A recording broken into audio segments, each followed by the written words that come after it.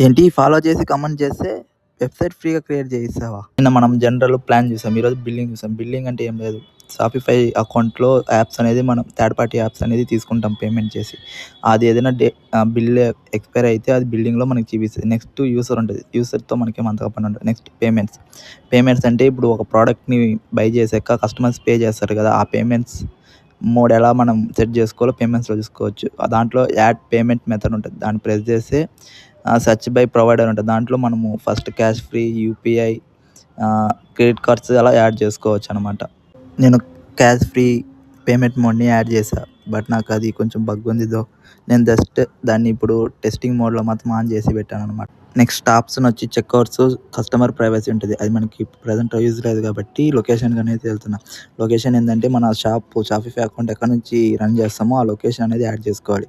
Because shipping వాళ్ళొచ్చి మన దగ్గర డెలివరీ తీసుకునేది ఆ లొకేషన్‌కి వచ్చి తీసుకుంటారనమాట. సో, మనం ఆ లొకేషన్ అనేది కరెక్ట్‌గా యాడ్ చేసుకోవాలి. వెబ్‌సైట్ క్రియేషన్‌లో పార్ట్ 3, పార్ట్ 4 ఉంది. ఇందులో ఎవరు ఫాలో చేసి కమెంట్ చేస్తారో, కమెంట్ చేసిన వాళ్ళకి హైయెస్ట్ లైక్ వస్తే ఫ్రీగా వెబ్‌సైట్ అనేది నేను క్రియేట్ చేయిస్తా.